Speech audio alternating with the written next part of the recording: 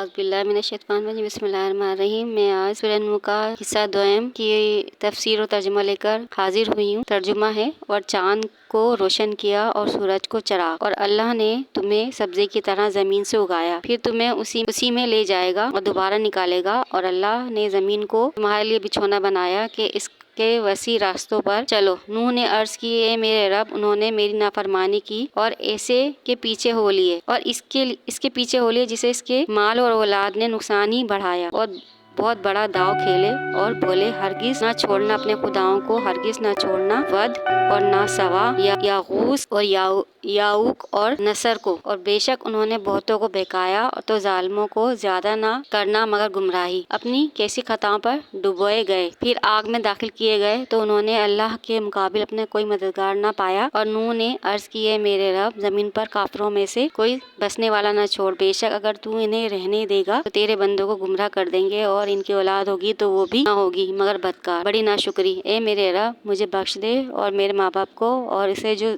ईमान के साथ मेरे घर में है, और सब मुसलमान मर्दों और सब मुसलमान औरतों को, और काफिरों को ना बढ़ा मगर तबाही। तफसीर है, कुफार अपने बुतों को खुदा मानते थे और इनकी परस्तिश किया करते थे। इनके नजदीक 5 बुत बड़ी अहमियत वाले थे, इनकी इज्जत भी की जाती थी। वद की सूरत मर्द की शक्ल की थी, और सवा औरत की शक्ल की थी, और यागूस शेर की शक्ल का था, और याऊ घोड़े की शक्ल का, और नसर गिद्ध की शक्ल का था। ये बुत कौम नूह से मुंतकिल होकर अरब में पहुंचे, और मुशरिकीन के कबाइल से एक एक ने एक एक बुत को अपने लिए खास कर लिया, और ये बुत बहुत से लोगों के लिए गुमराही का सबब बने। यानी इनके रऊसा कौम के सरदारों ने बुतों का इबादत का इल्म देकर लोगों को गुमराह बना दिया। और फिर हज़रत नूह अलैहिस्सलाम ने भी इस शिर्क से अपनी कौम को रोका था, और अल्लाह से दुआ की थी कि मेरी कौम बुतों की पूजा करती है और शिर्क से बाज नहीं आती, तो उन पर अजाब इलाही आया, और अल्लाह पाक ने बारिश की सूरत में तूफान भेजा, जिसमें तमाम कुफ्र करने वाले हलाक किए गए और गर्क हो गए। कि हज़रत नूह अलैहिस्सलाम ने दुआ की थी कि कुफार का एक भी शख्स इस जमीन पर बाकी ना रहे, अगर रहेगा तो वो फिर कुफ्र करेगा, तो इनकी दुआ कबूल हुई थी, और अल्लाह के कहर से कोई ना बच सका, और मोमिनों को बचा लिया गया,